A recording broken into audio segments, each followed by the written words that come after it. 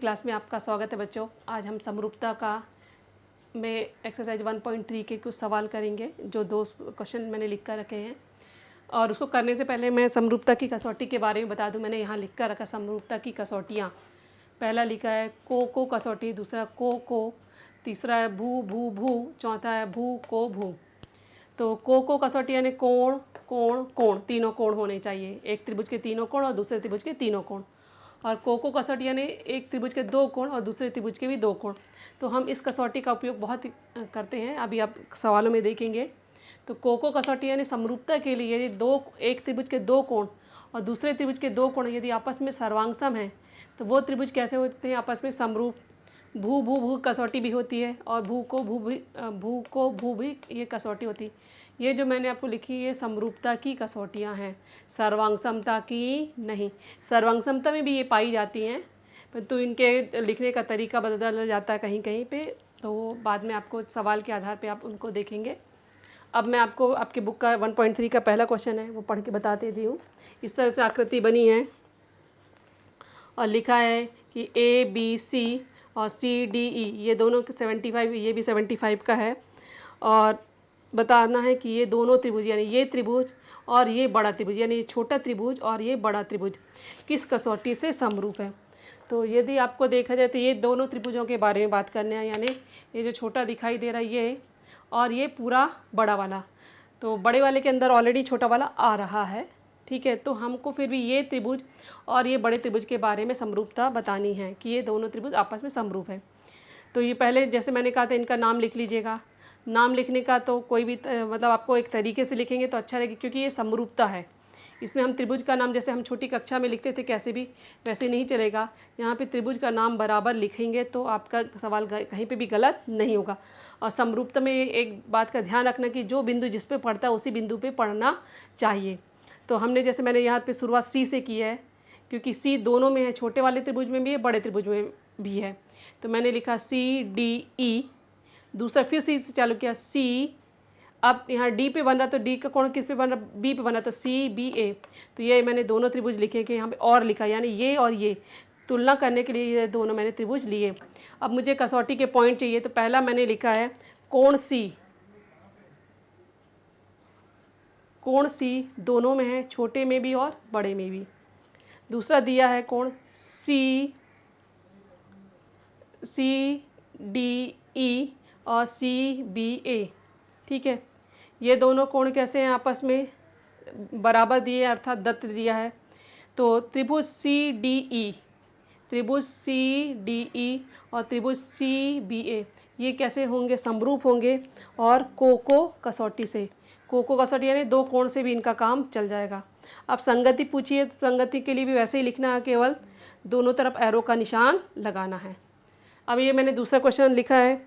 दूसरे क्वेश्चन में ये इस तरह की आकृति दी है और लिखा है कि ये त्रिभुज किस कसौटी के अनुसार समरूप हैं। तो सब कुछ आकृति में दिया है। अब आपको क्या लिखना है, पहले त्रिभुज PQR, यहाँ से हमने PQR लिखा तो यहाँ पे LMN लिया। अब PQ/LM यह 6/3 कट करेंगे तो 2/1 आएगा। QR/MN ये है 8/4 कट करेंगे तो 2/1 आएगा। फिर तो LM भी क्या है 10/5 है, तो ये हो जाएगा 2/1। तो आप देख रहे हैं इन तीनों को कट करने पर 2/1 आ रहा है, यानी 1 2 3 से आप क्या पता चलता है कि ये तीनों का अनुपात बराबर है, यानी ये तीनों आपस में बराबर होंगे। इसलिए त्रिभुज PQR समरूप त्रिभुज LMN के, और कसौटी क्या हो जाएगी भू कसौटी से।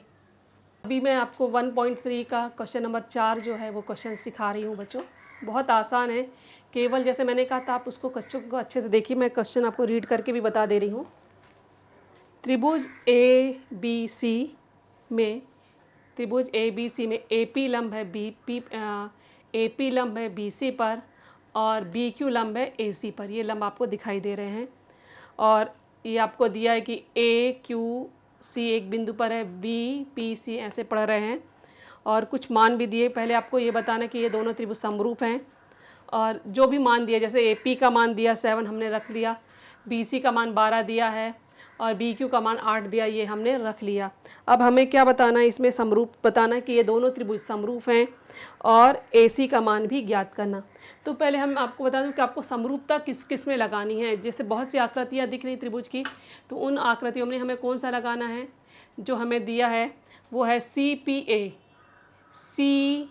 यानी ये जो इस तरह का आपको एक आकृति दिख रही है ये वाला।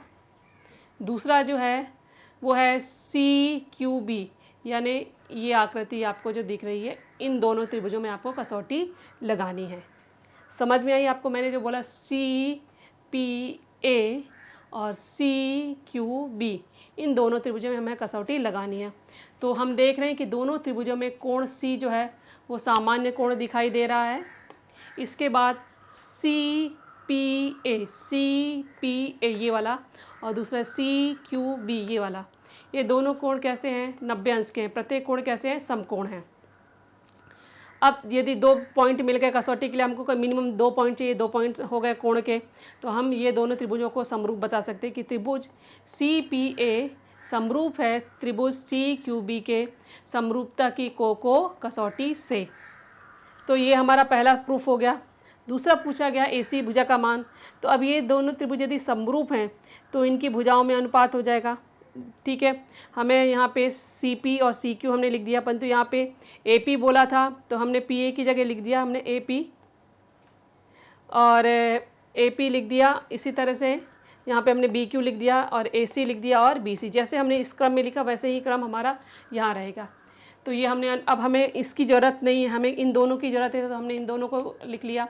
अब यहाँ पे इसकी वैल्यू है 7, इसकी वैल्यू 8 है, यहाँ पे AC और यहाँ पे 12 है। क्रॉस मल्टीप्लिकेशन कर दिया 8 इंटू AC। अब यहाँ पे इसको नहीं करिए क्योंकि AC का मान निकालना है, इसलिए 8 इंटू AC और 7 इंटू 12। ठीक है, अब AC बराबर क्या आ जाएगा, 7 इंटू 12/8। तो अभी ये 4 की टेबल से हमने कट कर दिया 2 टाइम्स और ये 3 टाइम्स। अब 7 और 3 का गुणा करेंगे तो 21 आएगा। तो 21/2 यानी AC का मान आएगा 10.5, यानी उत्तर भी हम लिखेंगे AC बराबर 10.5। तो बच्चों मेरे इस वीडियो को आप लाइक करिए, शेयर करिए, सब्सक्राइब करिए, जिससे बाकी बच्चों को भी इसका फ़ायदा मिल सके। Thank you.